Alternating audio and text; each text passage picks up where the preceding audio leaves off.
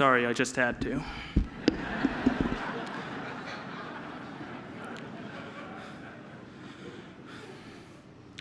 Honestly, this is just incredible. I am so glad to be here and just to watch everybody. I mean, it means so much to me. It really does. And that's incoherent and that's sort of off the cuff, but I know I had to say something. This is just incredible.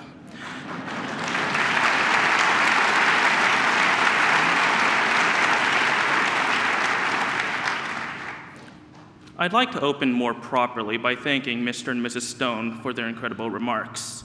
Mr. Stone is actually the reason that I'm here right now. I didn't think I could make it at first, and he persuaded me to leave in the middle of finals week so that I could be here with you all today.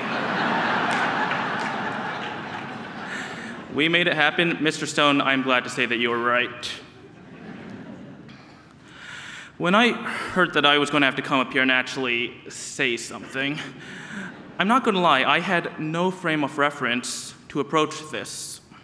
On some level, I still don't. To be here among people who have done far more for the cause than I have is terribly humbling. So why me? When Arthur Roth sat me down over lunch and told me that I had been given this award, I didn't think that I'd done anything to deserve it. I'm used to speaking my mind, and the Stanford Daily was kind enough to give me a really big microphone. This is the sort of thing I'm expected to do. This is the sort of thing I expect myself to do. And I would have expected nothing less of my friends had I or my own communities been maligned. But while I don't feel worthy to accept this award, I still think that it's the right thing to do.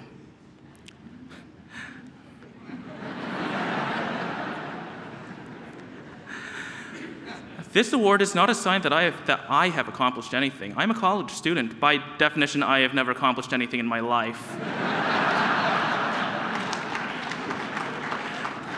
This award is a sign that there are people out there, people like you, who see what you're doing and appreciate that you're trying to do the right thing.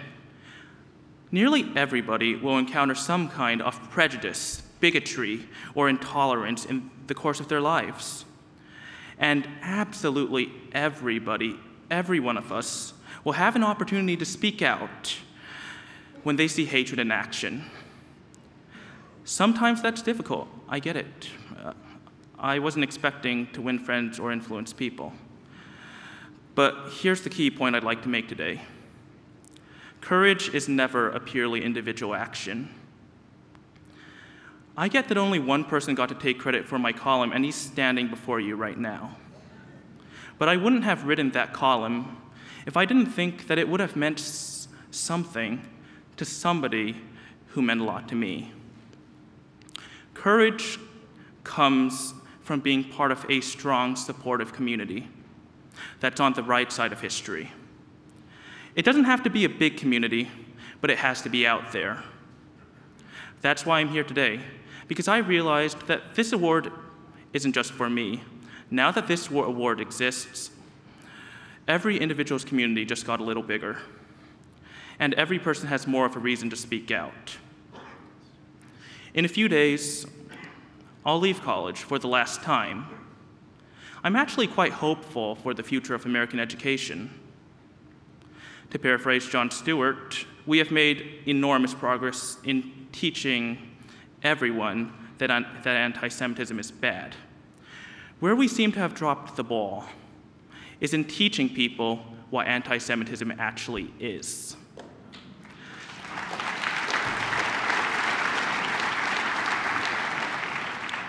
Fixing that problem on college campuses and everywhere is what this award is truly about. This award is a reminder to all of us that we can do better and that the work is not over. And it's a reminder that AJC has our back.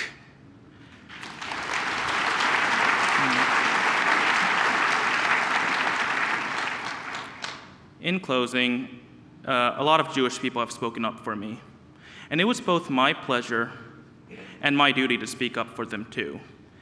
Thank you very much, and I wish you all the great things in life.